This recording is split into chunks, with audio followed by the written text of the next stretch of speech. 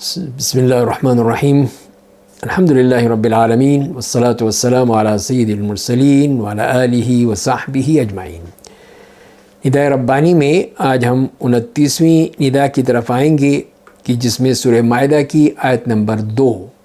کے بارے میں بات کر رہیں گے، اور اس میں بھی ہمیں احکام دیے گئے ہیں۔ تو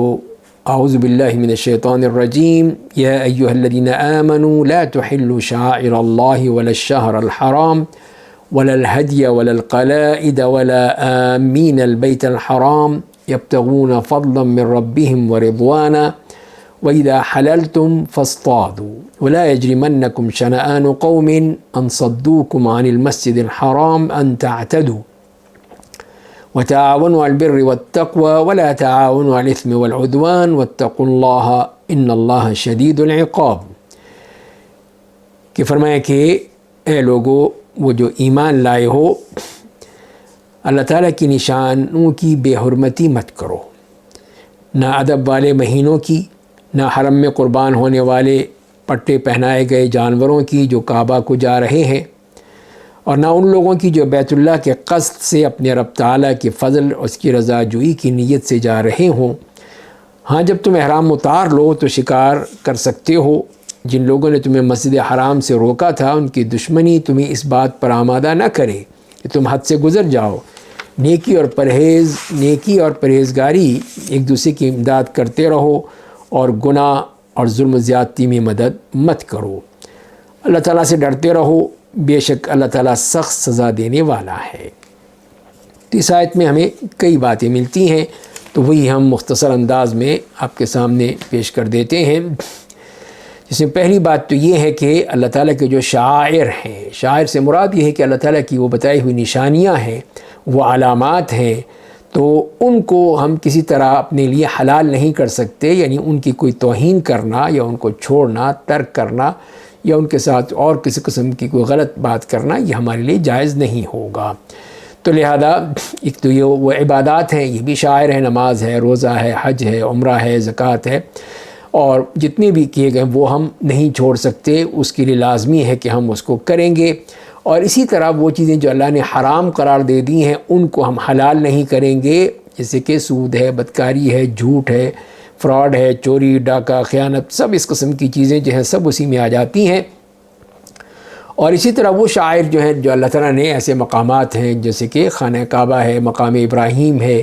سعی صفا مروہ ہے، اس کے بعد پھر ہم منا، مزدلفہ، عرفات، یہ وہ شاعر ہیں، ان کو بھی شاعر کا نام دیا گیا ہے۔ تو یہ مقامات اللہ کی طرف سے مقرر کردہ ہیں، اور کوئی اس کو مقرر کر نہیں سکتا ہے، تو ان کی عزت و احترام ہمارے اوپر لازم ہے۔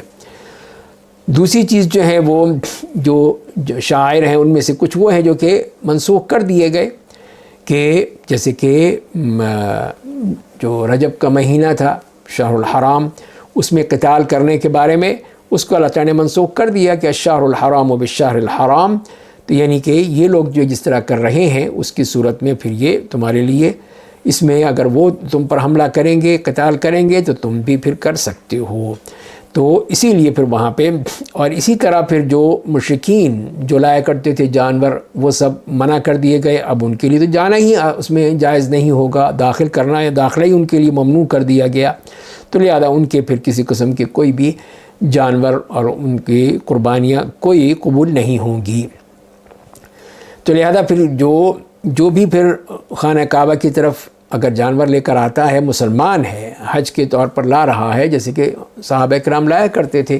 تو وہ ہے ان کو بھی جو قربانی کے جانور ہیں، ان کے گلے میں پٹے ڈال دیے جاتے ہیں علامت کے طور پر، اس سے مراد وہی قربانی کے جانور ہیں، ان کو کچھ نہیں کہا جا سکتا، کسی قسم کی ان کو تکلیف نہیں دی جا سکتی، تو وہ اس لیے کہ ایک وہ مقدس کام کے لیے آ رہے ہیں۔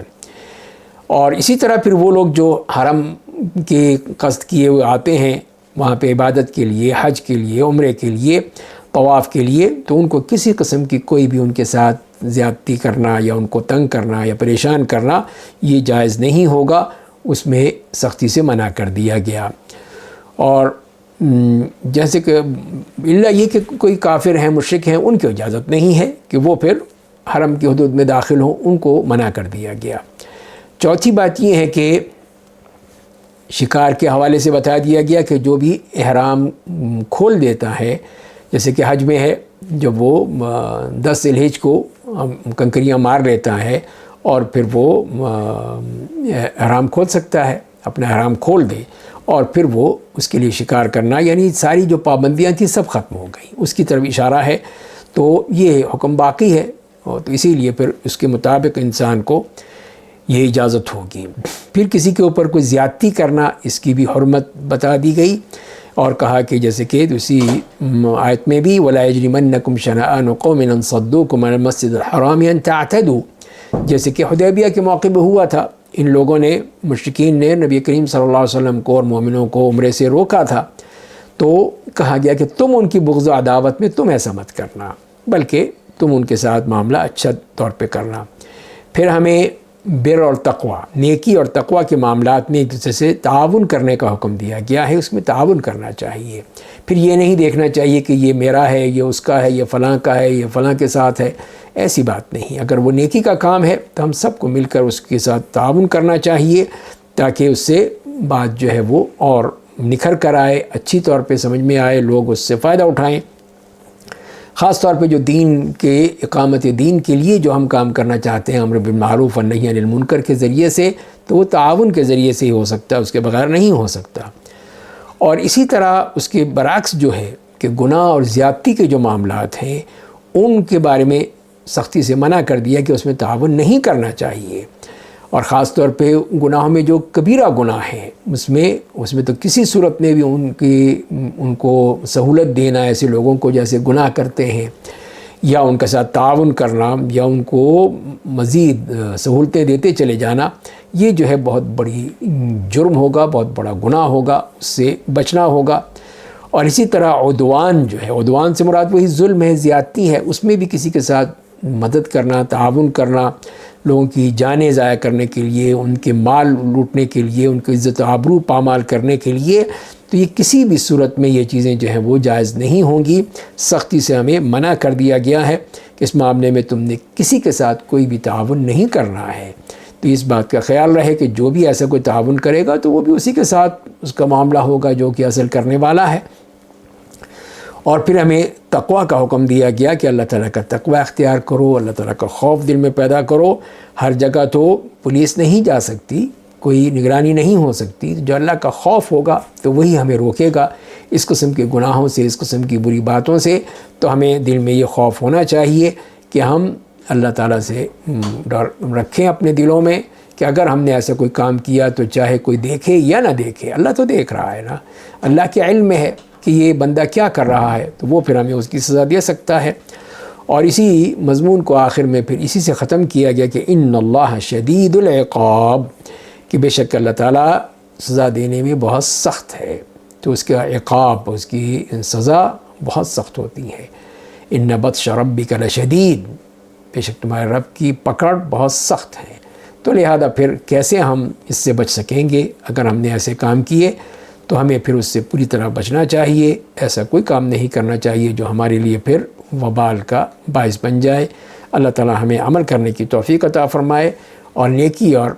تقوی کے کاموں میں آپس میں تعاون کرنے کی توفیق عطا فرمائے۔ وآخر دعوانا الحمد للہ رب العالمین۔